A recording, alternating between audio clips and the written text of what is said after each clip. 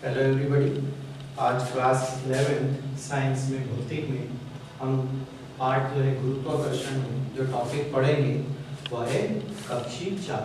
उपग्रह की कक्षीय चाल के लिए व्यंजक हम ज्ञात करेंगे। तो सर्वप्रथम उपग्रह क्या होता है?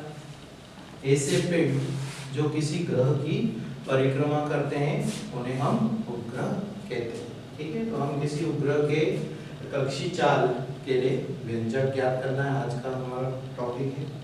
तो यहाँ पर देख सकते हैं इस चित्र में कि m द्रव्यमान का एक पिंड है, स्मॉल m द्रव्यमान का एक पिंड है जो पृथ्वी की सतह से h ऊंचाई पर वृत्तीय मार्ग पर v0 वेग यानी कक्षीय चाल v0 से गतिमान है।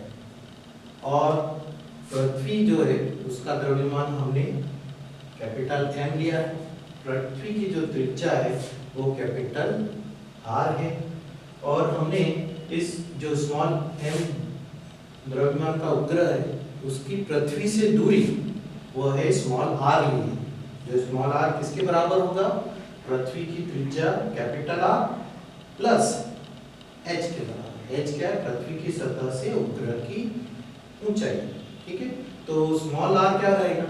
पृथ्वी के केंद्र से जो उपग्रह m द्रव्यमान का उपग्रह है उसकी दूरी, वो हमने स्मॉल r ली है। ठीक है, तो सर्वप्रथम हम देखेंगे कि ये उपग्रह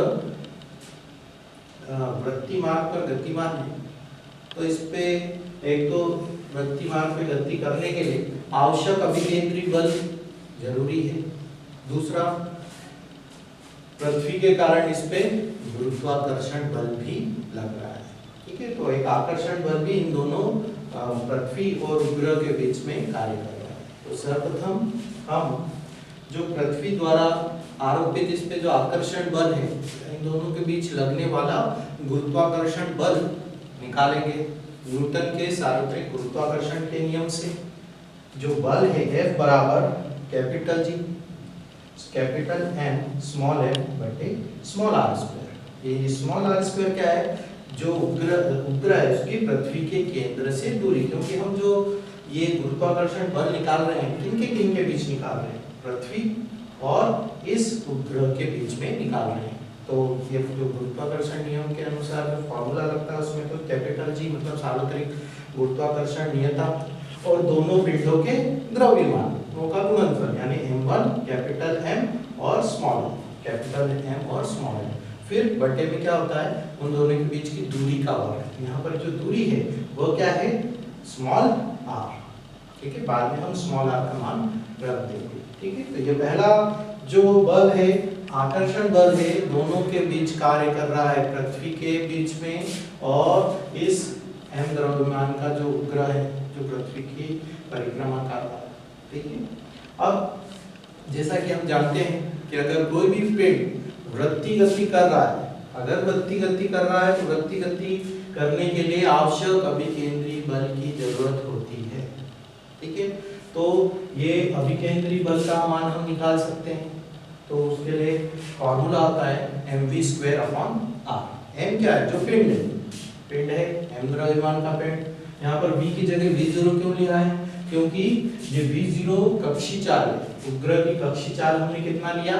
v0, तो v0 का स्क्वायर और r क्या है? पिंड जिस वृत्तीय मार्ग पर गति करता है उस वृत्तीय मार्ग की त्रिज्या। ठीक है, वो है स्मॉल r। ठीक है, अब यहाँ पर हमको ये तो पता चल गया है कि अभिकेंद्री बल कितना है, गुरुत्वाकर्षण बल कितना है, लेकिन ये अभिकेंद्री बल आ कहाँ से रहा है? तो ये जो पृथ्वी और m द्रव्यमान का जो पिंड है उनके बीच जो आकर्षण बल है, जो गुरुत्वाकर्षण बल है, वही बल जरूरी अभिकेंद्री बल देता है। उसी बल के कारण ये पिंड वृत्तीय गति कर सकता है। ठीक है, इसीलिए ये पृथ्वी द्वारा जो आरोपित बल है या जो गुरुत्वाकर्षण बल है और ये जो अभिकेंद्री बल है ये दोनं बराबर होंगे। ये जो आकर्षण बल है ये जरूरी अभिकेंद्री बल इस m द्रव्यमान के उपग्रह को दे रहा है। ठीक है, इसीलिए हम इन दोनों को तुलना। तो अभी ये हमारा समीकरण नंबर 1 है, ये हमारा समीकरण नंबर 2 है। दोनों को इक्वेट या तुलना करने पर समीकरण 1 और 2 से तो हम देख सकते हैं कि समीकरण 1 और 2 को तुलना कर ली। यहाँ से m स्मॉल m कैंसिल हो जाएंगे, निरस्त हो जाएंगे, r और एक r इधर कट जाएगा, तो हमारे पास बच रहा है v0 का स्क्वायर कैपिटल GM बटे r। स्क्वायर वर्गमूल ले लेंगे तो v0 बराबर करनी में GM बटे स्मॉल r, ठीक है। और जैसा कि हमको मालूम है स्मॉल r क्या है, कैपिटल R प्लस h। जो r स्मॉल r हमने लिया था पृथ्वी के केंद्र से इस उपग्रह द्रव्यमान के उपग्रह की दूरी, वो किसके बराबर था, पृथ्वी की त्रिज्या कैपिटल R प्लस पृथ्वी की सतह से ऊंचाई h के योग के बराबर था। तो यहाँ पर हमने v0 equals to capital GM upon small r का मान कर दिया R प्लस h, ठीक है। तो ये पृथ्वी की परिक्रमा करने वाले उपग्रह के कक्षीय चाल के लिए व्यंजक है, ठीक है। तो ये एक व्यंजक है, पर हम जानते हैं कि कैपिटल G और स्मॉल g में क्या रिलेशन है, तो उससे स्मॉल g और कैपिटल G में संबंध है, small g equals to capital G m upon r square. Small g क्या है, गुरुत्वीय त्वरण, तो gr square equals to gm हो जाता है। तो ये जो समीकरण हमने या ये जो v0 का सूत्र ज्ञात किया था कक्षीय चाल के, इसमें कैपिटल Gm की जगह हम gr स्क्वायर रख देते हैं, gr स्क्वायर रख देते हैं। अब यदि उपग्रह पृथ्वी के बहुत करीब है तो उस उपग्रह की ऊंचाई पृथ्वी की त्रिज्या के से बहुत कम है, ठीक है। तो इसको नगण्य मानते हुए इसको छोड़ देंगे हम, तो सिर्फ क्या रह जाएगा, gr स्क्वायर बटे r, gr स्क्वायर बटे r से r कट गया, तो ये v0 बराबर करनी में gr।